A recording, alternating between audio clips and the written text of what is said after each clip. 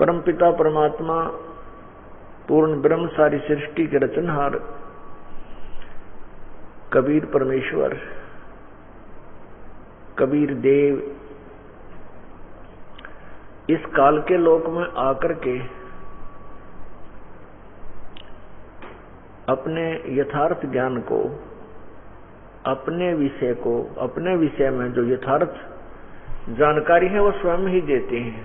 अपने विषय का तात्पर्य है पूर्ण परमात्मा के विषय में, परमेश्वर के विषय में, सृष्टि रचना के विषय में, क्योंकि पूर्ण परमात्मा स्वयं कबीर परमेश्वर ही है, जो काशी में जुलाहा की भूमिका निभा करके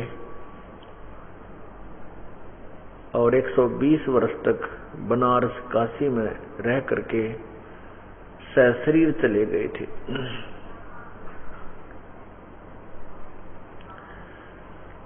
वो स्वयं ही दास बनते हैं,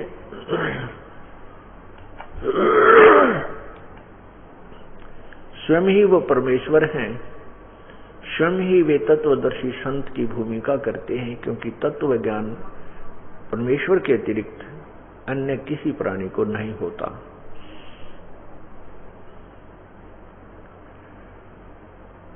और वे स्वयं ही एक अच्छे भक्त की भूमिका करते हैं। वो हमें एक उदाहरण देने के लिए आते हैं। वो कहते हैं कि भक्त की रहनी, भक्त का जो उठना, बैठना, चलना, बोलना, व्यवहार करना, वो ऐसा होना चाहिए जैसा प्रभु ने स्वयं करके दिखाया।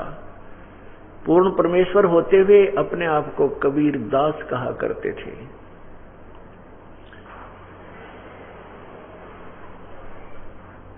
दासों का भी दास कहा करते थे, अति अधीन रहते थे। कोई गाली देता था उसकी भी परवाह नहीं करते थे, उसका कोई प्रति उत्तर नहीं देते थे।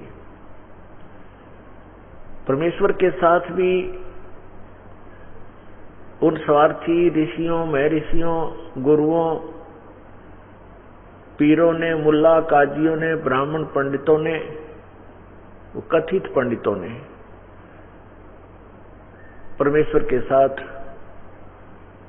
अत्यधिक बदतमीजियां की थी, लेकिन प्रभु ने कभी नाराजगी व्यक्त नहीं की, क्योंकि उनको मालूम था ये काल प्रेरित हैं, इनको काल प्रेरित कर रहा है, जिसके कारण ये अपने कर्म बिगाड़ रहे हैं। फिर भी उन्होंने उनको कुछ नहीं कहा। परमात्मा कहते हैं, आवत गाड़ी एक है, उल्टे हो अनेक, कह कबीर ना उलटियो व रह एक की एक।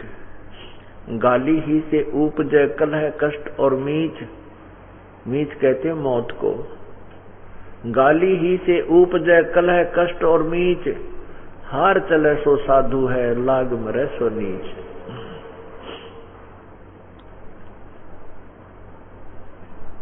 परमात्मा हमें बताते हैं कि पूर्ण परमेश्वर की प्राप्ति के लिए गुरु होना अति आवश्यक है। गुरु बिन माला फेरते, गुरु बिन देते दान, गुरु बिन दोनों निष्फल हैं, चाहे पूछो वेद पुराण।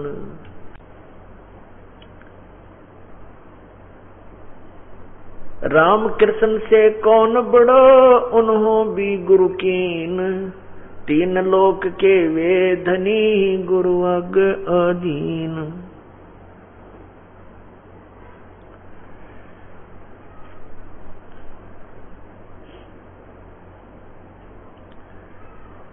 गुरु आध्यात्मिक मार्ग में गुरु की अति आवश्यकता है।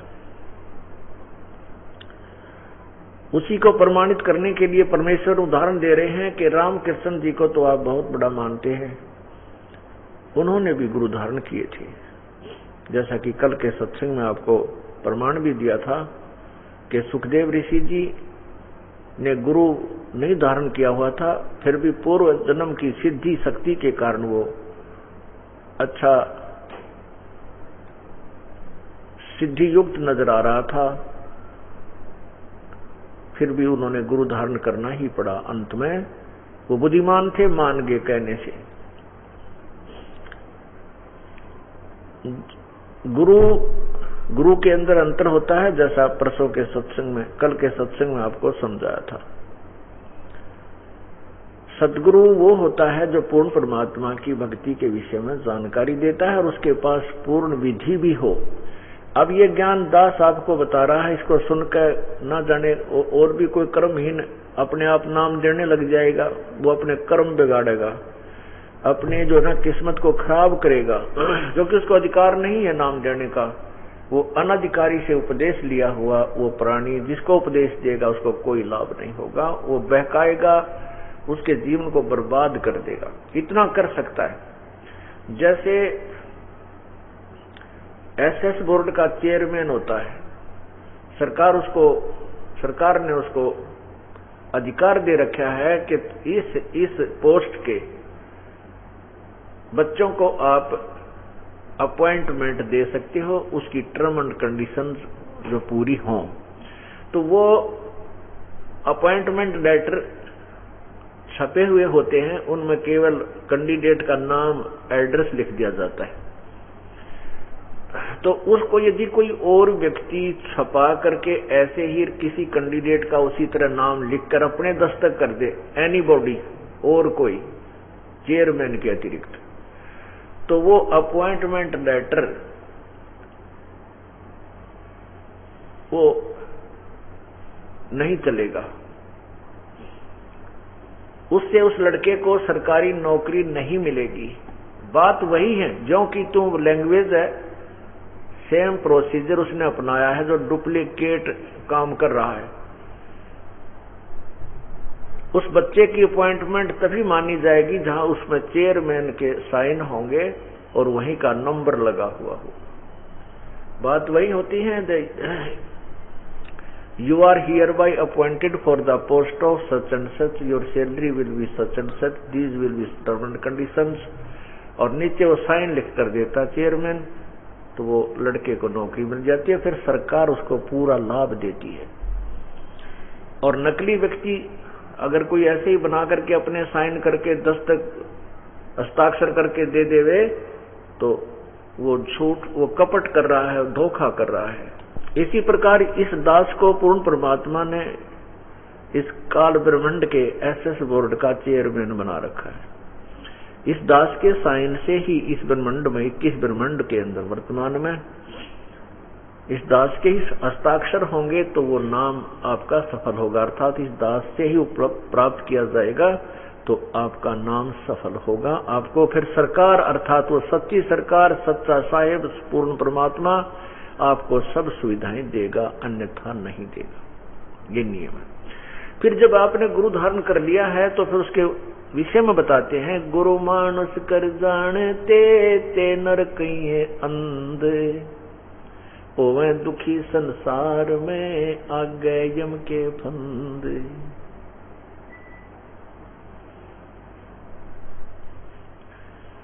जो व्यक्ति गुरु को एक सिंपल मैन मानता है, साधारण व्यक्ति मानता है, मनुष्य मानता है, तो कहते हैं उनको ज्ञान वाली आँखियां नहीं हैं, वो अंधे हैं।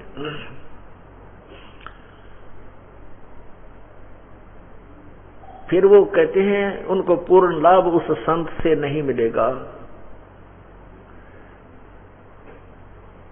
होवे दुखी संसार में, फिर आज्ञा यम यानी काल के फंद, काल के जाल में वो फंसा रह जाएगा। गुरु मानुष कर जानते और करे चरणामृत को भी पान, ते नर नरक में जाएंगे भाई युग युग बने समान। गुरु आपने धारण भी कर रखा है और गुरु जी को आप वैसे साधारण व्यक्ति मान रहे हो, और फिर देखम देखा दूसरे चरणामृत बनाकर ग्रहण कर रहे हैं और वो भी ले रहा है, वो लोग दिखावा है, उससे लाभ नहीं होगा, अर्थात उसको परमात्मा की प्राप्ति नहीं होगी, मोक्ष नहीं होगा। अब प्रश्न उठता है, तो क्या गुरु भगवान होता है?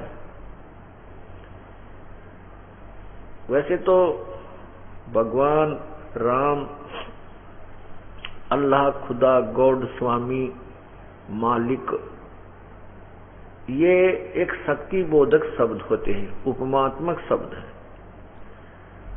जैसे हम गुरुदेव कहते हैं, गुरुदेव का अर्थ होता है गुरु भगवान, गुरु मेरे गुरु मालिक, गुरु परमात्मा। देव का अर्थ ही परमात्मा होता है। तो गुरु को हम गुरु परमात्मा नहीं होता, पूर्ण परमात्मा नहीं होता, लेकिन हमने गुरुदेव को परमात्मा मानना पड़ेगा। हमने गुरु को प्रभु मानना पड़ेगा। हम जिस इष्ट की पूजा कर रहे हैं वही रूप मानना पड़ेगा, क्योंकि परमात्मा का आदेश है, मम संत, मेरे संत को मुझे ही जान मेरा स्वरूपम।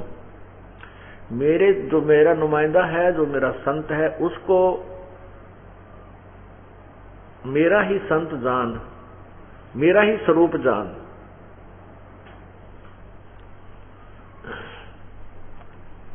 मम संत मुझे जान मेरा ही स्वरूपम। परमात्मा कहता है कि मेरे संत को, मेरे जो नुमाइंदे को मुझे ही समझना। इससे क्या लाभ होगा अपने को? भले ही वो संत भगवान नहीं है, लेकिन आपने अपने गुरुदेव को प्रभु मानना पड़ेगा, तभी आपका पूर्ण मोक्ष होगा, परमात्मा प्राप्ति हो पाएगी। उदाहरण है कि जैसे एक गणित का प्रश्न होता है जिसमें ब्याज, ऋण का एक सवाल प्रश्न होता है। उसको हल करने के लिए मानना पड़ता है, मान लीजिए मूलधन 100 रुपये, जबकि वो मूलधन, वास्तव जो मूलधन हमने प्राप्त करना है, उसमें प्रश्न होता है कि मूलधन प्राप्त कीजिए। उसमें समय भी दिया होता है, उसमें ब्याज भी दिया होता है और दर भी दी होती है, लेकिन मूलधन अज्ञात होता है, मूलधन ज्ञात करना होता है। तो उस मूलधन, ये जो वास्तविक मूलधन है, वो तो करोड़ों रुपए में होता है। उस करोड़ों रुपए वाले मूलधन को प्राप्त करने के लिए मानना पड़ता है कि मान लीजिए मूलधन 100 रुपये।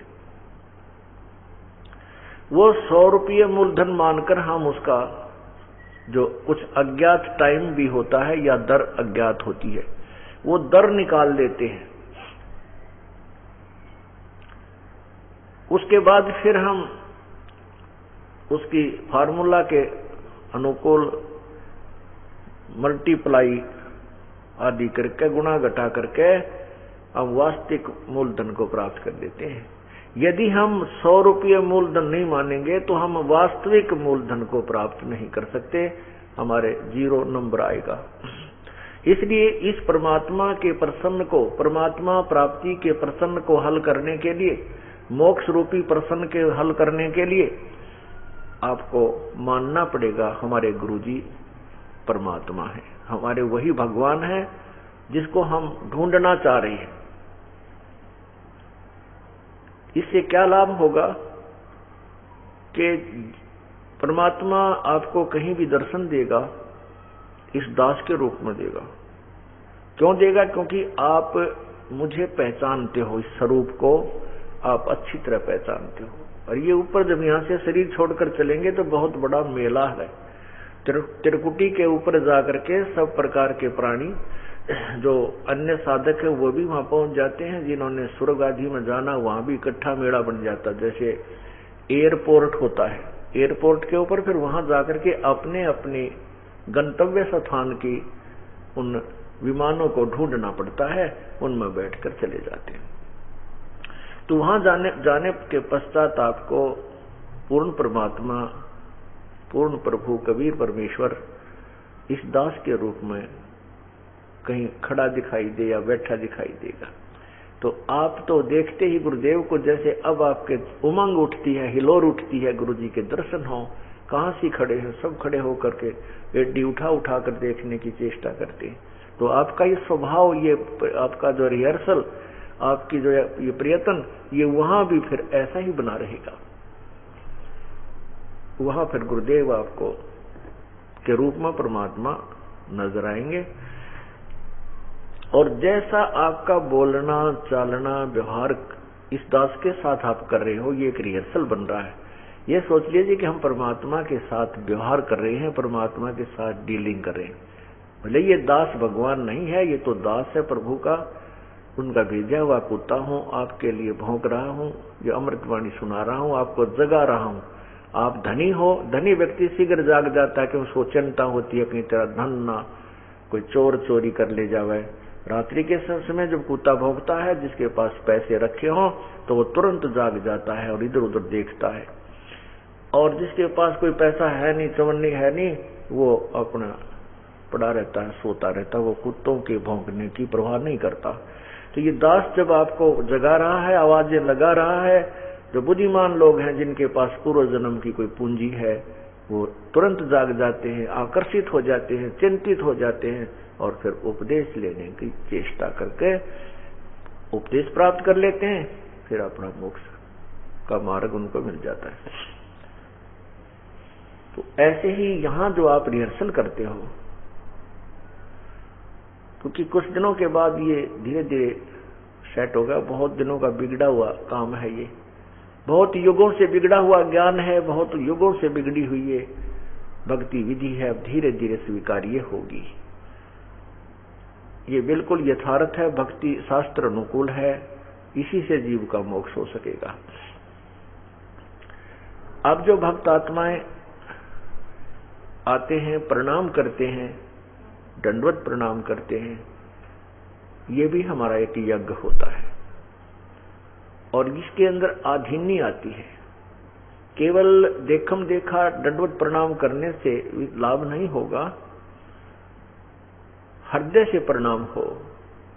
जय गोपाल दंडवत करे पैरों पड़ प्रणाम, दुआ करो जल पाके से ये असला असल सलाम। चाहे तो आप चाहे जय बोलो, जय जय जय बोलो है, और चाहे राम राम प्रणाम करो, लेकिन दंडवत प्रणाम करो। यदि आपके हृदय से, आप हृदय से नहीं कर रहे हो, हृदय से करने वाला जो कति सच्चे दिल तेनो कसक के साथ प्रणाम करते हैं, वो असला असल प्रणाम, उसका आपको लाभ मिलता है। जैसे जय गोपाल दंडवत करो पैरों पड़ प्रणाम, पर दुआ करो दिल पाक से ये असला असल सलाम। दिल पाक से, पवित्र हृदय से, दिल पाक माने पवित्र हृदय से दुआ करो। प्रणाम करते समय दुआ करो, प्रभु चरणों में रखना, हे परमात्मा आपके तो यहाँ से पीछा छुड़वाना। बहुत गंदा लोग है, क्या ना जाने कब कौन किसकी के मृत्यु हो जावे, ना जाने के बिजली गिर जा, कोई बीमारी हो जा, कोई और समस्या आ जा, पता नहीं। एक सेकंड का भी ना भरोसा, इस गंदे लोक में रह रहे हम अपने सतलोक को छोड़कर। हे प्रभु अब के फिर पुनर्जन्म ना हो इस गंदे लोक में, या तो हाहाकार मची हुई है, या कोई प्राणी सुखी नहीं है। और दंडवत प्रणाम का मूल उद्देश्य होता है, एक तो इससे पुण्य ये है कि आपको एक यज्ञ का फल मिलता है, एक यज्ञ का फल मिलता है। और दूसरा यह कि हमारे अंदर आधीनी विनम्रता आती है जो प्रभु को पसंद है। यदि हमारे अंदर विनम्रता नहीं है, हमारे अंदर हम आकड़ पाने ऐसे ही रहेंगे तो परमात्मा को पसंद नहीं है, परमात्मा हमारे को नहीं मिल पाएगा, और मिल गया तो स्वीकार नहीं करेगा। क्योंकि चुंबक के बीच में जरा सा भी मैल आ जाए तो वो लोहे को ग्रहण खींचता नहीं। तो हमने अपना पूरी सफाई करनी है। आधीनी आती है दंडवत प्रणाम करने से, और दंडवत प्रणाम करने के बाद करते रहने से भी फिर भी नो के नो मन में आकड़ है, तो वो दिल पाक से नहीं की उसने, उसका पुण्य नहीं मिलेगा। तो दुआ करो दिल पाक से असला असल सलाम। अब जैसे एक अजाजील नाम का एक भक्त था, उसके गुरुदेव ने, अब देखो पुण्यात्मा, ये तत्व ज्ञान है, एक निर्णायक चैप्टर है, ये मतलब एक विशेष चैप्टर सब्जेक्ट है, अध्याय है। इसके अंदर बहुत से पहलुओं पर भिन्न भिन्न विचार किया जाएगा। अब जैसे कोई तो केवल हवन यज्ञ आदि को ही करके अपना आध्यात्मिक कार्य पूरा समझ लेते हैं, और कोई किसी एक मंत्र को, जैसे गायत्री मंत्र बना रखा है, वो गायत्री मंत्र का जो अभी तक हमें बताते रहे, अभी तक हमें ये बताते रहे कि ये गायत्री मंत्र चारों वेदों से निकाल रखा है और इससे, इस मंत्र के जाप करने से मोक्ष हो जाता है। नहीं, उनकी थ्योरी गलत, उनका ये कहना भी गलत है कि केवल गायत्री मंत्र नामक उस एक संस्कृत के श्लोक मंत्र को पढ़ने मात्र से मोक्ष हो जाएगा।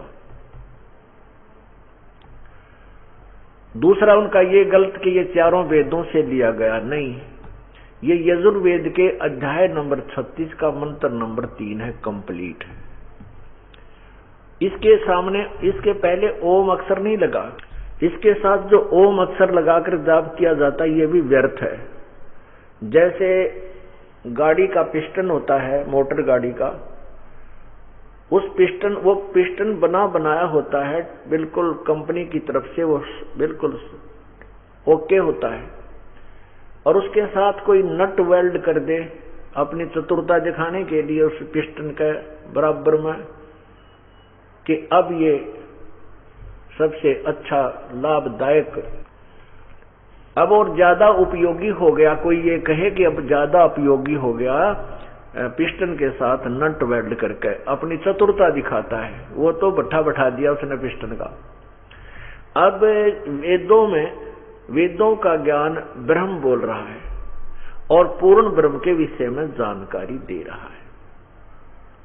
उसमें ओम शब्द नहीं लग सकता, ओम शब्द ब्रह्म का है, उस पूर्ण परमात्मा के साथ ओम की कोई तुलना नहीं है। ओम तो बहुत ही अलग भिन्न मंत्र है, वो दूसरे भगवान का है। अब राष्ट्रपति जी के सामने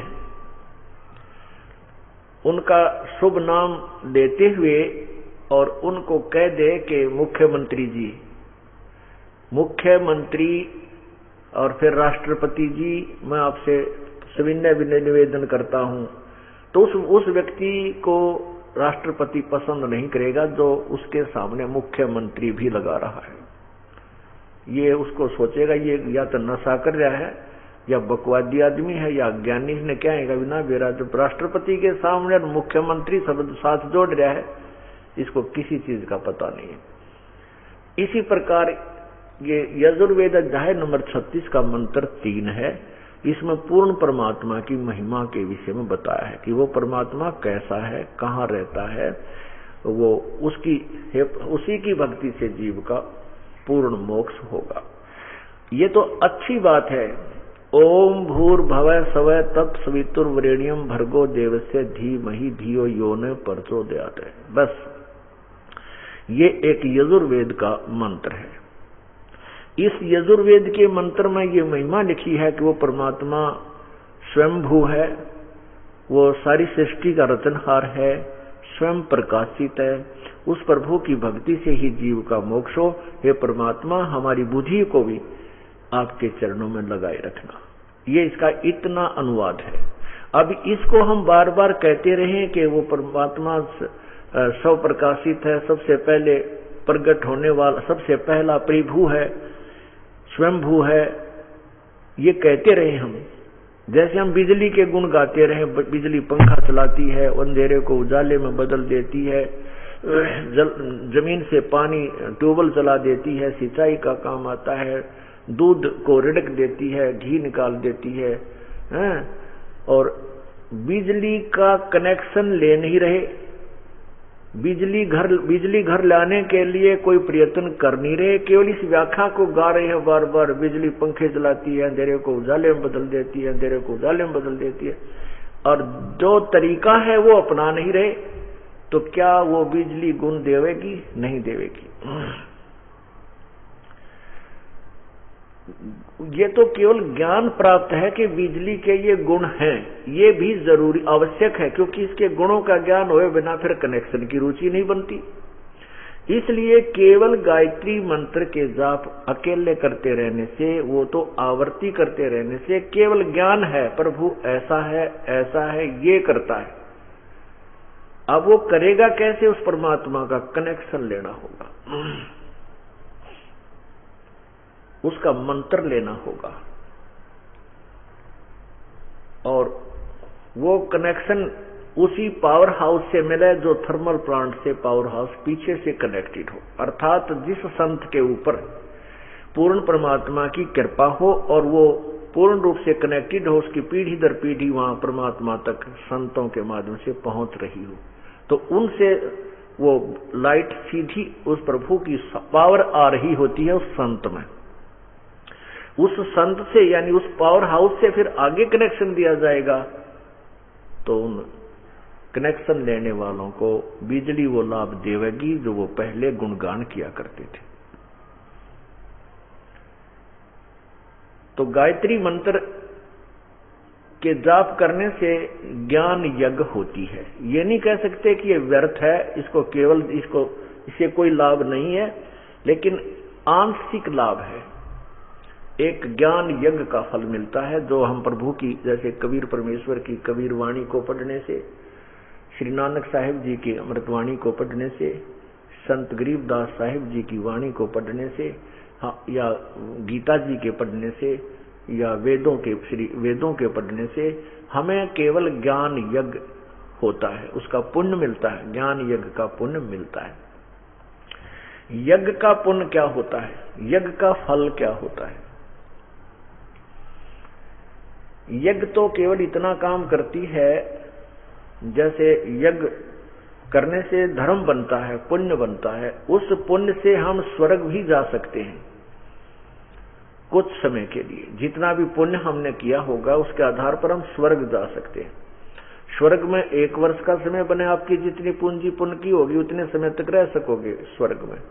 फिर वो पुण्य समाप्त होने के उपरांत आपको फिर यही 84 लाख योनियों में आना पड़ेगा। दूसरा ये बताते हैं कि समझिए कि उदाहरणार्थ कि जैसे कोई भयंकर बीमारी है किसी को, और बीमारी के कारण रोगी जो कमजोर हो जाता है, उसके शरीर में शक्ति कम होती है, दुर्बल हो जाता है, तो उसको ग्लूकोज चढ़ाया जाता है। यज्ञ समझो ग्लूकोज है, और जो रोग काटने की दवाई है वो भिन्न है, वो ट्रीटमेंट उससे कति अलग है। यदि ग्लूकोज चढ़वाते रहे, वो ट्रीटमेंट जो पूरा उपचार है वो दवाइयां नहीं दे पा रहा है, डॉक्टर के पास है नहीं, तो वो कुछ दिनों के बाद वो रोगी समाप्त हो जाएगा। इसी प्रकार ये छोटे मोटे जो नीम हकीम डॉक्टर होते हैं, ये ऐसे मरीज को नुकसान पहुंचा देते हैं, रोगी को। इसी प्रकार ये जो है ज्ञानहीन संत ऋषि और महर्षि, उनको ऋषि महर्षि कह नहीं सकते, लेकिन उनका वो पहले फीत लग रही है इसलिए बोलना पड़ जाता है, वो कथित कहा जा सकता है। तो उन्होंने किसी ने कुछ विधि बता दी, किसी ने तो केवल यज्ञ हवन तक ही सीमित कर दिए। वो एक यज्ञ है, 5 यज्ञ करनी पड़ेंगी। एक यज्ञ है धर्म की, दूसरी यज्ञ ध्यान, तीसरी यज्ञ हवन की, चौथी यज्ञ प्रणाम, और 5वीं यज्ञ ज्ञान है। ज्ञान यज्ञ सत्संग है, प्रभु की अमृतवाणी को पठन पाठन सुबह शाम दोपहर जो आप आरती स्तुति करते हैं, वो ज्ञान यज्ञ है। और एक धर्म यज्ञ है, जैसे यहाँ भंडारा चल रहा है प्रभु का, या जिसका भी जितना पैसा लगा दान में आता है, सबको सहयोग मिल रहा है, उस धर्म यज्ञ में भी उनका पैसा लगता है। एक यज्ञ है धर्म की, दूसरी यज्ञ ध्यान। यहाँ जितनी देर आप आते हो, यहाँ आने से पहले भी जब आप घर पर होते हो, 1 हफ्ता पहले आप स्कीम बनाने लगते हो, अपने कार्य की एडजस्टमेंट करने लगते हो, हमने सत्संग में जाना है, गुरुदेव के दर्शन करना है, तो आपका ध्यान प्रभु में वहीं से और विशेष कसक के साथ प्रारंभ होगा। ये ध्यान यज्ञ आपकी वहां से शुरू होगी। यहाँ जितनी देर रहते हो आप प्रभु याद आता रहता है, रह रहकर कसक उठती है, उमंग उठती है। तो ये आपका एक ध्यान यज्ञ है। और तीसरी यज्ञ है हवन की। हवन यज्ञ यहाँ पर देसी घी की जोत अखंड जलाई जाती है। जितने भी पाठ यहाँ चलते हैं सबके पाठ जो है उनके एक एक जोत जलती है, जिसमें 3 दिन में लगभग 1 किलो देसी घी एक ज्योति में जल जाता है। तो यहाँ क्विंटल के लगभग से भी ज्यादा घी का हवन 3 दिनों में हो जाता है। तो उनको वो सबको मिलता है जो जिनका उसमें योगदान है। कुछ केवल हम ज्योति यानी हवन, ज्योति कहते हैं ना, ज्योति बोल दो 1.25 किलो घी, तो वो हवन होता है। उसका हवन हम अलग से भी करते रहते हैं, जैसे यहाँ चलता ही रहता है 20, 30, 42 ज्योति प्रतिदिन यहाँ जगती रहती है, प्रतिदिन अखंड चलती रहती है। तो वो जो ज्योति आप कि वहां से कहा जाता है, तो आपको हवन यज्ञ का पुण्य यहाँ पर दिलाया जाता है। तो ये, और चौथी यज्ञ प्रणाम, दंडोत प्रणाम करते हो। आपने घर पर अपना अलग पूजा स्थल बना रखा है, वहां पर भी दंडोत प्रणाम करते हो। गुरुदेव के पास आकर के दंडोत प्रणाम करते हो। तो इन प्रणाम करने से भी आपको यज्ञ का पुण्य मिलता है, फल मिलता है। और 5वीं यज्ञ है ज्ञान की। अब ये ज्ञान यज्ञ जो आपके समक्ष है, जिसमें वाणी किसी भी सदग्रंथ की जो जिनको परमात्मा प्राप्त हुआ है उन संतों की अमरवाणी, या खुद परमेश्वर ने आकर जो बोली है कबीर वाणी, या फिर गीता जी या वेदों का कोई श्लोक, मंत्रादि श्लोकादि पढ़ने से ये केवल ज्ञान यज्ञ का फल मिलता है, बस ज्ञान यज्ञ। ये और जो जन्म मृत्यु के रोग को काटने के लिए ये 3 मंत्र के जाप की आवश्यकता पड़ती है। ओम तत्सत इति निर्देश है ब्रह्मण त्रिविध समर्थः, गीता जी अध्याय नंबर 17 के मंत्र 23 में स्पष्ट किया है। तो वो ट्रीटमेंट जो कैप्सूल, दवाइयां, इंजेक्शन है, वो ग्लूकोज से अलग हैं, इन यज्ञों से अलग है वो मंत्र। उस मंत्र से ही जाप करना होगा, अर्थात वो ट्रीटमेंट, वो उपचार अलग से और करना होगा, तभी वो रोग कटेगा। हमारे रोग लगा हुआ है जन्म और मृत्यु का, और इसके लिए हमने वो पूर्ण ही उपचार करवाना पड़ेगा। केवल एक उसके उपचार का कोई हिस्सा, जैसे कोई किसी ने केवल मालिश की दवाई दे रखी है, ग्लूकोज चढ़ाने की विधि वो अपना रखा है, ऐसे तो ऐसे अभी तक हमें जो ज्ञान, अभी तक जो हमें पूरी विधि ना मिलने से तो हम कोई कुछ कर रहा था, कोई कुछ कर रहा था, कोई उसी को फाइनल मान रहा था। ये तो एक अलग अलग पार्ट थे।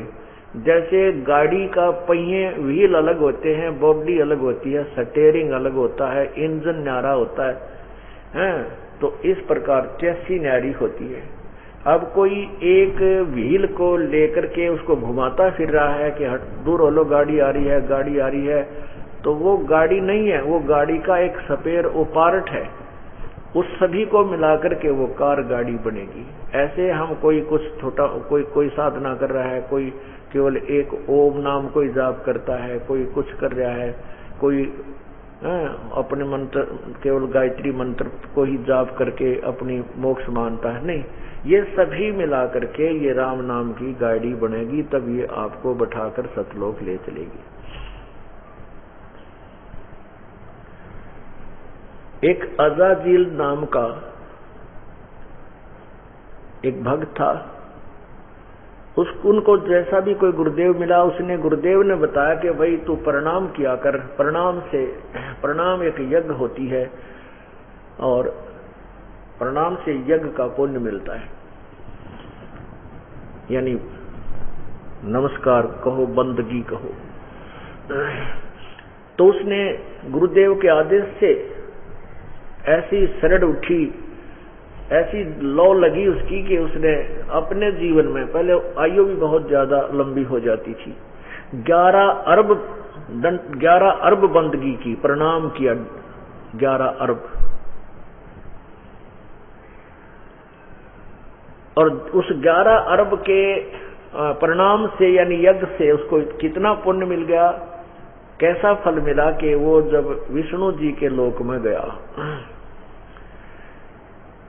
विष्णु जी को इष्ट मान रखा था उसने, विष्णु जी के लोक में गए तो विष्णु जी ने उसकी परीक्षा लेनी चाहिए कि ये जो प्रणाम करता है ऐसे, क्योंकि उनको ऐसे प्रणाम करने की बता रखी थी, प्रणाम प्रभु को प्रणाम या जैसे भी। तो विष्णु जी ने उनकी परीक्षा लेनी चाहिए कि देखता हूं ये वैसे ही प्रणाम करने का एक तो जैसे होता है कि हमारे अंदर नम्रता आवे, अधीनी आवे। जैसे अभी आपने सुना था, जय गोपाल दंडवत कर पैरों पड़ प्रणाम, दुआ करो दिल पाक से ये असल सलाम। दिल पाक से दुआ नहीं करता था वो अजाजिल, केवल प्रणाम करता था, प्रणाम यज्ञ जरूर मिला लेकिन अधीनी नहीं आई, उसको पूर्ण लाभ नहीं मिला, अधीनी नहीं आई उसमें। और यही परीक्षा वहां की जाती है जब आप यहां से संसार छोड़कर जाओगे।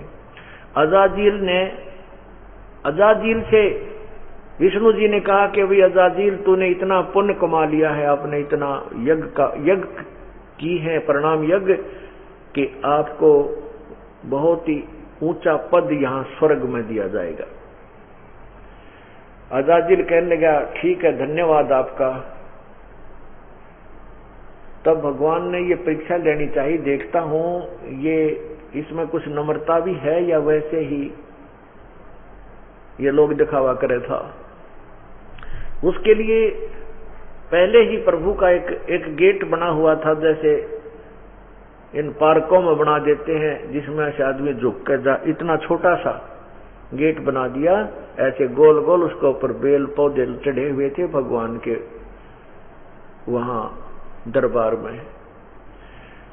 और भगवान विष्णु और अजाजिल वहां बैठे थे।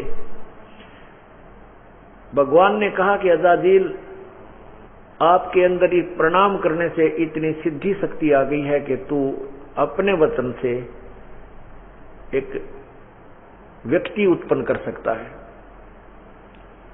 वो बोला जी कैसे करूं, कैसे होता है कि तू कह दे मनुष्य भव है। उसने कह दिया मनुष्य भव है। एक युवा जवान लड़का सामने प्रकट हो गया। उस लड़के को कहा बेटा तू परले इस गेट से दूसरी तरफ खड़ा हो जा। वो गेट से दूसरी तरफ खड़ा हो गया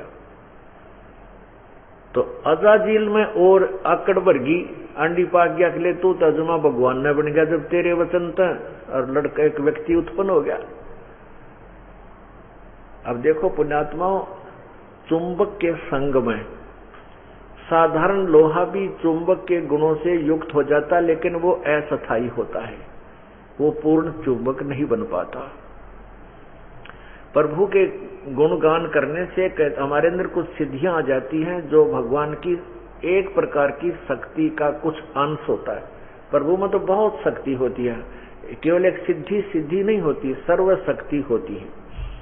तो हम उसी से अपने आप को प्रभु मान लेते हैं। तो अजाजिल और ज्यादा महिमा में भर गया, उसके अंदर अहंकार समा गया था। तो पहले थोड़ी बहुत कसर तो थी उसमें, पर और गना हो गया इससे। फिर वो भगवान विष्णु ने कहा कि आजा अजाजिल, तुझे स्वर्ग की सैर सपट्टा कराता हूं, आप मेरे साथ घूम के आते। अब भगवान विष्णु उस जहां सामने वो लड़का खड़ा था, अजाजिल के वतन से उत्पन्न हुआ, उसके वो कति सामने गेट के खड़ा था, और भगवान विष्णु भी ऐसे झुक कर उस गेट के नीचे गेट के अंदर से परली तरफ पहुंच गए और कहा कि आजा अजाजिल, मैं तुझे, हाँ पहले ये कहा उसने, क्षमा करना, भगवान ने कहा कि ये जो पुत्र लड़का तूने उत्पन्न कर दिया इसको प्रणाम कर, अजाजिल आकड़ गया ने बोला प्रणाम, ये मेरा बेटा, मैं इसको प्रणाम करूं? वाह जी वाह, यह बड़ी बात कही आपने, ये तो मेरा धर्म नष्ट हो जाएगा, मेरा कर्म नष्ट हो जाएगा। भगवान जान गया भाई, तो भगवान समझ गए जानी जान के ये तो भाई ड्रामेबाज आदमी है, और इसे व्यक्ति का स्वर्ग में स्थान नहीं है। ऐसा उच्च पद देने जा रहा हूं इसको, यो कल न फिर अंडी पा गया, मेरे सिर दर्द करेगा, तो उसकी परीक्षा ले। फिर और सोच, फिर भगवान दयालु हैं, उन्होंने सोचा भी इतनी मेहनत की है, कहीं इसका व्यर्थ ना चला जाए, ये इतनी कमाई करके आया है, इसका व्यर्थ ना चला जाए। इस लड़के को कह दिया बेटा तू उस गेट से दूसरी तरफ खड़ा हो जा, वहां चला जा। प्रभु ने ये सोचा था कि मैं इसको कंसेशन दे दूं थोड़ी सी, ये अगर इस गेट के अंदर से झुक कर न्यू भी आ गया तो मैं इसको पास कर दूंगा। अगवा चलो, इसने प्रणाम कर दी, यानी और दयालुता दिखाई प्रभु ने उसकी, लेकिन उसकी और गहन परीक्षा होगी। अब भगवान विष्णु उस गेट से ऐसे झुककर कतीनू झुककर निकल गए, वो सामने लड़का खड़ा था। अब भगवान ने कहा कि आजा अजाजिल, तुझे स्वर्ग का शेष स्थान दिखा कर लाता हूं, सैर सपट्टा कराता हूं तेरा। अजाजिल कहने लगा मैं सब जानता हूं भगवान, तू छलिया है, तो मुझसे धोखे से कराना चाहता है, मेरा मजाक उड़ाएगा। अब मैं यूं निकल के आऊंगा तो तू, मैं इसको झुक के निकल के आऊंगा तो कहेगा देखा ना, करवा दिया प्रणाम मैंने, मैं सब जानता हूं तेरे बारे में, मैं नहीं आऊंगा बिल्कुल भी, मैं प्रणाम, मैं इधर आऊंगा ही नहीं। जब परमात्मा वापस आकर ने बोले रजा रहा गधा का गधा, फिर क्यों इतने प्रयत्न किया, इतनी मेहनत किस लिए की, इतने दंडवत प्रणाम, वो प्रणाम कर करके वहां तो इतना मेहनत की, जा भाग जाए यहाँ से, तेरे कैसे कितने कुतरुआ यहाँ पर, जा गधा बन। अजाजिल की वो सारी जो जितनी भी कमाई की थी कैंसिल कर दी, और मनुष्य यहाँ मृत लोक में आके गधे की जूनी पाई। तो पुण्यात्माओं, हमने हर पहलू पर विचार करना है। गुरुजी यहाँ जो हम रिहर्सल करते हैं प्रणाम करने की, इसके अंदर आधीनी हमारे अंदर होनी चाहिए, अक्कड़ नहीं रहनी चाहिए। देखो, रावण जैसी भक्ति आप नहीं कर सकते, रावण जैसी कुर्बानी आप प्रभु के लिए नहीं कर सकते। भले ही उसने आप इष्ट, उनके गुरुदेव ने जैसा बताया वो भगवान शिव चुन लिया था, पहले ब्रह्मा भी चुना था, लेकिन उन्होंने अपने इष्ट, जैसा भी गुरुदेव ने ज्ञान दिया था उसके आधार पर रावण ने खूब अच्छी साधना की, अपना यहाँ से धड़ काट के भी बलिदान दे दिया, खुद की बलि चढ़ा दी, ना कि पशुओं की। हम तो पशु बलि चढ़ाकर भगवान को प्रसन्न करने की चेष्टा करते हैं, और नादान व्यक्ति दूने पाप के भागी कराते हैं। और उसने स्वयं यहाँ से गर्दन काट के शिव, भगवान शिव के चरणों में चढ़ा दी, एक बार नहीं 10 बार, और वही 10 बार उनको वापस भी दे दी गई। तो कहने का भाव ये है कि फिर भी उसका अभिमान नहीं गया, इतनी कुर्बानी करने के उपरांत भी वो व्यर्थ गई उसकी सर्व साधना, क्योंकि उसमें विनम्रता नहीं आई।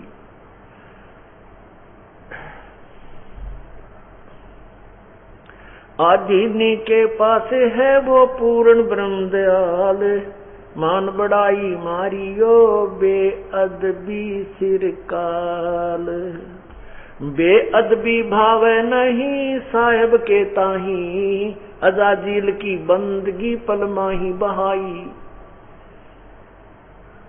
परमात्मा के विषय में बताते हैं कि आधीनी के पास है वो पूर्ण ब्रह्म दयाल, मान बढ़ाई मारियो बेअदबी सरकाल।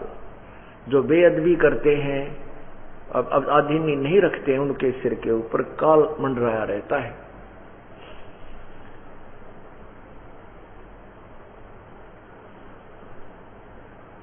बेअदबी भावे नहीं साहेब के ताही। परमात्मा को ये इस तरह की बकवाद नहीं अच्छी लगती। अजाजिल की बंदगी पलमा ही बहाई, 11 अरब की बंदगी पलमा ही बहाई, एक पल में नष्ट कर दी, खत्म कर दी, जिसके अंदर आधीनी नहीं आई। इस प्रकार हमने अपने मोक्ष प्राप्ति के इस मार्ग पर बड़ा संभल कर चलना है। आप स्टूडेंट हैं, विद्यार्थी हैं, योगी हैं, भक्त हैं, इसको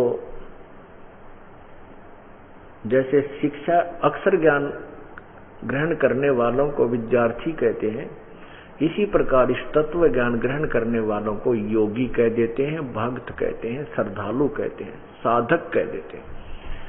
तो आप जो विद्यार्थी हैं इस आध्यात्मिक स्कूल विद्यालय के, आपको विद्यालय की प्रत्येक मर्यादा को निभाना होगा, तभी आप सफल हो पाओगे। और जो बच्चे मर्यादा में रहते हुए लगन से अपना पढ़ाई कर जाते हैं, आगे चल के वो सफल हो जाते हैं। कोई अच्छा बिजनेस में सफलता प्राप्त कर लेता है, कोई अच्छा अधिकारी बन जाता है, या कोई राजनेता बन जाता है। और जो पढ़ते नहीं है वो गंवार रह जाते हैं, वो उस वस्तु को नहीं प्राप्त कर पाते जो जिस उद्देश्य से उसने प्रवेश पाया था, जिस उद्देश्य से घर वालों ने उसको स्कूल भेजा था और वो नहीं पढ़ पाया, तो फिर बाद में वो उस वास्तविक लाभ से वंचित रह जाता है। जैसे एक ही विद्यालय में दो विद्यार्थी पढ़ा करते थे, एक तो तीसरी चौथी कक्षा को में से ही छोड़ के आ गया और दूसरा अच्छा पढ़ करके इंजीनियर लग गया। इंजीनियर वो B&R महकमे में, सड़क के महकमे में एक्शन लग गया, और जो बीच में पढ़ाई त्याग गया था वो वहां उसी सड़क पर मजदूरी कर रहा है।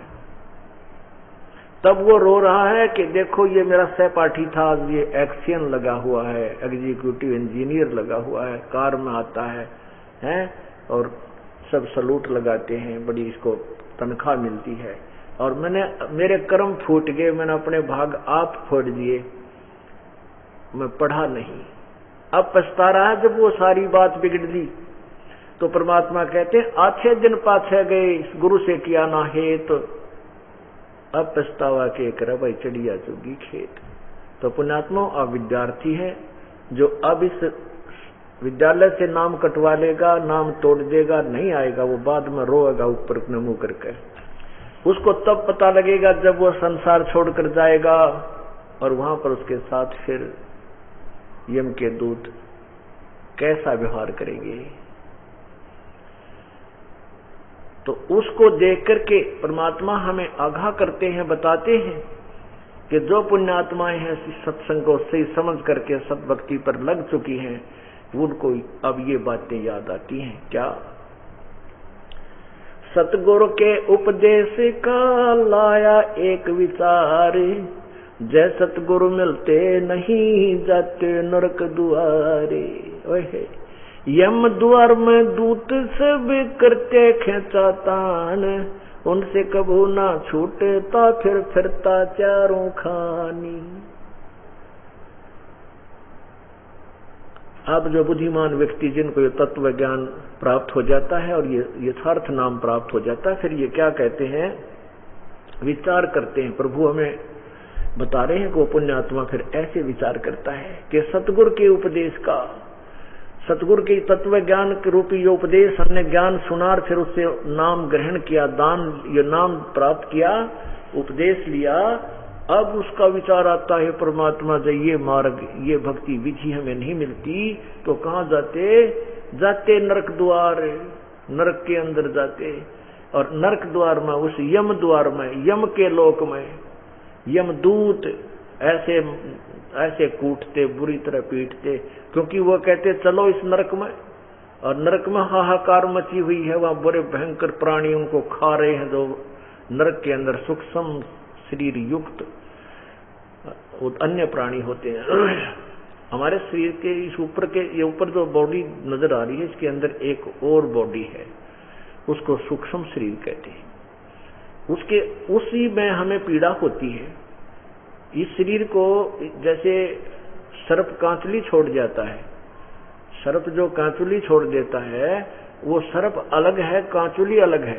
ये ऊपर का शरीर तो कैंचुली समझो, हमारे वास्तविक शरीर के ऊपर वो जीव प्राणी अलग है, उसको पीड़ा होती है। तो वो आगे को कहते हैं, यमदूत कहते हैं चलो नरक में, वो कहते हैं हाय हमें डर लग रहा है, फिर उनका लठ मारे, भाले ठोक कर सीधे। उसमें शरीर प्राणी मरता नहीं, लेकिन पीड़ा बहुत होती है। उस नरक में ठोके जाते हैं। यम द्वार में दूत सब फिर करते खेचा ताण, उनसे कबू ना छूटता फिर फिरता चारों खान। चार उसके पश्चात फिर 84 लाख योनियों में गद्दे कुत्ते सुअर गंदी नाली के कीड़े मछली कौवे पता नहीं क्या क्या योनियां भोगनी पड़ती। पुण्यात्मा, एक कुत्ते के जीवन को, एक जीवन तो छोड़ो, एक के दिन विचार कर लो उसके ऊपर क्या आपत्ति आती है। सर्दी का मौसम हो और ऊपर से कुछ बूंद वर्षा हो रही हो, शीत लहर चल रही हो, वो गली में पड़ा हुआ होता है, उसके बच्चे भी वहीं होते हैं, सारी रात का भौंकता है, पड़ा रहता है, ठुठुरता है, भूखा रहता है, पेट में दर्द हो, कोई दवाई नहीं, कोई बता भी नहीं सकता मेरा पेट में दर्द हो, चाहे उसको जख्म हुए रहे, कोई नहीं उसको ध्यान देता, वैसे ही घूमता रहता है। और फिर सुबह जाता है किसी के द्वार पे खाने के इंतजार में, रोटी के इंतजार में। अब घर वो देखता रहता, घर वाले इधर उधर गए हैं तो सीधा वो रसोई की तरफ दौड़ता है, क्योंकि उसको अब रोटी दिखाई देती है, वहां महक आ रही है। अब रसोई में कुत्ते ने कौन बड़न दे, जो हाथ में वस्तु आ जाएगी वही ठोक देते हैं, ठाक है बाहर भाग। अब उसको वो तो उसका भाग है कि उसको वहां क्या मिला, लठ मिला या कोई टूक मिला। उसके बाद वो दूसरे द्वार पर जाता है, वहां भी उसके भाग्य में है लठ मिलेगा या कोई टूक मिलेगा। फिर वहां भी अगर उसको लठ मिल जाता है, डंडा लग जाता है, तो फिर वो बाहर आता है गांव से। वहां पर जो लोग फ्रेश होकर आते हैं उस टट्टी को खाता है, और पहले वो मनुष्य जन्म में अंडी पाक रहा था, ये सोच रहा था तेरे अब तू ऐसे ही रहेगा, तेरा ऐसा ही सब कुछ चलेगा, नहीं तू जाने मेरी ऐसे नवेगी हरदम लेखा भरना रे, जो दिन आज सो काल नहीं रे, आगे फिर तन राय। पुण्यात्माओं, ये सत्य है, इस पर बहुत गहन विचार करके डर बनेगा और भय से ही हम बुराइयों से बच सकते हैं, परमात्मा की तरफ लग सकते हैं। तो ऐसे ऐसे ना जाने कितने तक कुत्ते के जीवन भोगने पड़ते, जयु मार्ग ना मिलता। ऐसे ऐसे ना जाने कितने गधे के जीवन भोगने पड़ते, जैसे परसों कथा सुनाई थी, टूटी कमर पजावा पर चढ़ तिरक, फिर पीछे तू खर कीजिएगा कुरडी चरने जावे, टूटी कमर पजावा चढ़ तिरा कागा मास गिलावे। तो यहाँ क्या बताना चाहते हैं कि फिर अब विचार आता है परमात्मा के सच्चे मार्ग का, तत्व ज्ञान का और इस सच्चे उपदेश का, कि हमें कितना बाईपास निकाल दिया। सो फेरा सब मिट गया सतगुरु के उपकार, ये सब जो झंझट था इस उपदेश के कारण, जो हमें सच्चा ज्ञान, सच्चा नाम, वास्तविक मंत्र मिला है, इसके कारण अब मुझे मेरा जो है वो सब झंझट मिट गया। अब कहते हैं उस संत की मैं क्या महिमा गुणगान करूं, 7 समुद्र की मछी करूं, लिखनी करूं बन राय, धरती का कागज करूं, गुरु गुण लिखा न जाए। एक कुत्ते के जीवन की हिस्ट्री लिख लो, एक सरगधे के जीवन की हिस्ट्री लिखने लग जाओ, क्या क्या होता है उसके पूरे जीवन में, कितना कष्ट उठाता है, फिर चींटी की, फिर हाथी की, फिर शेर की, फिर ओढ़ने की। कहते ये सब इन दुखों से बचाने के लिए से बचा दिया, इतने कष्ट मेरे ऊपर आते, तो क्या गुणगान करूं उस परमेश्वर के। 7 समुद्र की मछी करूं, लेखनी करूं बन रहा है, धरती का कागज करूं तो भी गुरु गुण लिखे न जाए। अब क्या बताते हैं, गुरु मानुष कर जानते ते नर कहिए अंध, ओवे दुखी संसार में है आग काल के फंद। गुरु गोविंद दोनों खड़े किसके लागू पाए, बलिहारी गुरु अपना जिन गोविंद दियो मिलाए। अब यहाँ विचार करना होगा कि गुरु बड़े गोविंद से मन में देख विचार, हर सुमरे वो रह गए गुरु भजे हुए पार। हर सुमरे का अर्थ है कि जो अपनी मर्जी से मनमाना आचरण करते हैं, गुरु जिन्होंने नहीं बना रखा और वो भक्ति करते हैं वो रह जाते हैं। जैसे सुखदेव का इतिहास आपने सुना, महर्षि सुखदेव जी का। वो तो बुद्धिमान थे, बाद में संभल गए, शिखर गुरु बना गए। और गुरु भजना वो होता है कि गुरु जी जो बताते हैं उसके अनुसार साधना करना और गुरु जी के विशेष कसक बनाए रखना, उनके प्रति उनको प्रभु के तुल्य मानना। अब गुरु गोविंद दोनों खड़े, किसके लागू पाए? एक तरफ तो गुरु जी खड़े हैं, एक तरफ भगवान। कहते मैं प्रथम प्रणाम किसको करूं? कहते हैं बलिहारी गुरु आपना, जिन गोविंद दिया मिलाए। जिसने भगवान मिला दिया, मैं तो अपने गुरुदेव को ही प्रथम प्रणाम करूंगा। कैसे? जैसे कबीर घरी के रूठते गुरु की शरण में जाए, कहे कबीर गुरु रूठ गए तो हर नहीं होत सहाय। क्या क्या है?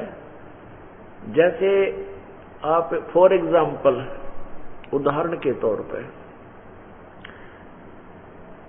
जैसे गुरु मान लो हैंड पंप, जो जमीन से पानी निकालने वाला नलका होता है, नल। हैंड पंप मानो गुरुजी और जल को मानो प्रभु। अब आपके घड़े में जल भरा है, जब तक आपका घड़ा भरा है तो आपको कोई चिंता नहीं, आप गट्टा गट प्यास लगे पानी पी रहे हो। और जब वो घड़े का जल समाप्त हो जाता है तो आपको चिंता बनती है कि अब तो प्यास लगेगी, प्यासा मर जाऊंगा। तो कहाँ जाते हो? नल के ऊपर जाते हो, और नल आपका ठीक है तो आप फिर उस घड़े को फिर भर डालते हो। अब जैसे आपके पूर्व जन्म के भरा हुआ घड़ा अर्थात जो पुण्य था, जब तक वो चलेगा तब तक तो आप बिल्कुल ओके नजर आओगे। घर में भी सुख, शरीर में भी सुख, बच्चे भी अच्छे पढ़ते हुए नजर आएंगे, उनकी पोस्ट भी अच्छी हो जाएगी। लेकिन वो पूर्व जन्म का भरा हुआ घड़ा है। फिर आप पर जब वो पुण्य समाप्त हो जाएंगे, पूर्व जन्म का घड़े का जल समाप्त हो जाएगा, तो आप पर आपत्तियां शुरू होंगी। उन आपत्तियों के निवारण के लिए आप कहां जाएंगे? फिर संत की तलाश करते हैं। और आपको बगैर पानी के नलके मिलते रहेंगे तो अला लागा थक जाओगे, जल मिलेगा नहीं। और पूर्ण संत कनेक्टेड, वो चालू नलका मिल जाएगा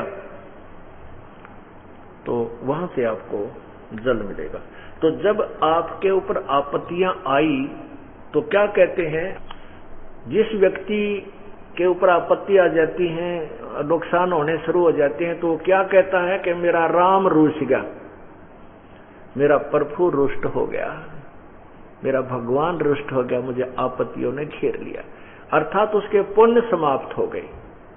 फिर वो क्या कहते हैं कि कबीर हरि जर उठ जा, अर्थात तेरे पुण्य समाप्त हो गए, आपका गड़ा खाली हो गया। गुरु की शरण जा।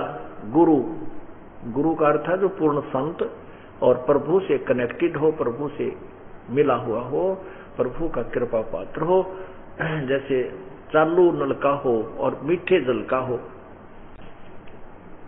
कबीर हरि जय रूठ जा, कबीर हरि के रूठते गुरु की शरण में जा, और कह कबीर गुरु रूठ गए तो हर नहीं करे सहाय।